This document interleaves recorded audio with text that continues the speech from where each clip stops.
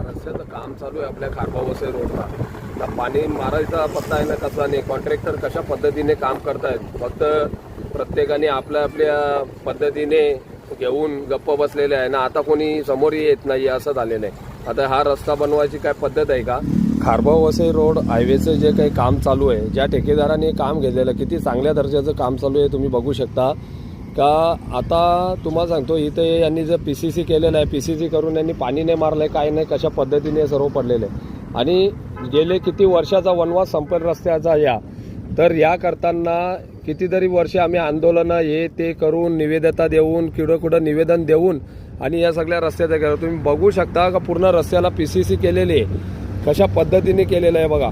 वरच्यावरतीच सर्व आहे, वरच्यावरतीच सर्व काम चालू आहे त्यांचं. या रस्ता जर आता हे केलं, हे बघा पूर्ण रस्ता या अशा पद्धतीने त्यांनी वरच्यावरती टाकून ठोकपट्टीवालं काम चालू आहे पूर्ण यांचं. आणि त्यांना कॉल केल्यानंतर सचिन पाटील जो इथला एक्झिक्युटिव्ह आहे, त्याला आपण गेल्या किती दिवसापासून कॉल करून आणि त्यांना दाखवतोय का बाबा का हे कशा पद्धतीने काम चाललं आहे, हे काम मला मान्य नाही आहे. या कामाची तुम्ही जर व्यवस्थित जर याची हे केली नाही तर आम्ही याच्यावरती आवाज उठवणारे. काम बंद राहिलं तरी चालेल, काम हे चालू राहणे गरजेचं आहे, काम हे होणे गरजेचं आहे. पण कशाही पद्धतीचं तुम्ही काम कराल तर ते होणार नाही आहे. कारण गेल्या 20 वर्ष आम्ही वनवास केलेला आणि आता कुठेतरी आमचा वनवास संपेल या पद्धतीने आमचा हा विचार होता. पण शेवटी परत तो तसाच प्रकार घडणार आहे.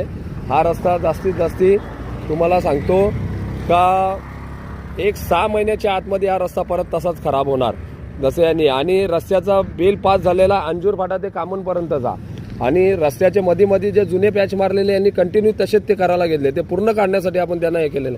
सचिन पाटीलला फोन केला होता, सचिन पाटीलही फोन उचलत नाही. तो जर एकदाही इथं रस्त्याला येऊन गेलेला नसेल. रस्त्याचा हा या लोकांनी जो रस्ता बनवून घेतला, आता हे याच्यावरती डायरेक्ट कॉन्क्रिटीकरण करतील. यांनी कुठल्याच PCCचा हे नाही, काहीच नाही, डायरेक्ट करायला घेतलंय काम. म्हणजे कशा निकृष्ट दर्जाचा हा जो काही काम चालू आहे, कॉन्ट्रॅक्टर किती चांगल्या दर्जाचा व्यक्ती आहे हे याच्यावरून कळते.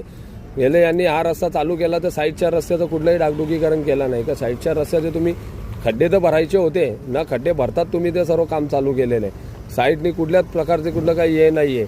त्या मोऱ्या बनवायला घेतलेल्या तिथं ते पाईप टाकणार, ते पाईप तिथं थांबू शकत नाही. अशा मोऱ्या किती वेळा तरी तिथं बनवल्या, पाईप टाकल्यानंतर त्या मोऱ्या तिथं थांबणारच नाही आहेत. ते कसं आहे, ते सर्व पाईप आणून ठेवलेले आहेत. आणि रस्ता बघा कशा पद्धतीने चालू आहे, काय लेवलिंग, काय PCC नाही, काय नाही, डायरेक्ट त्याच्यावरती कॉन्क्रिटीकरण करतील.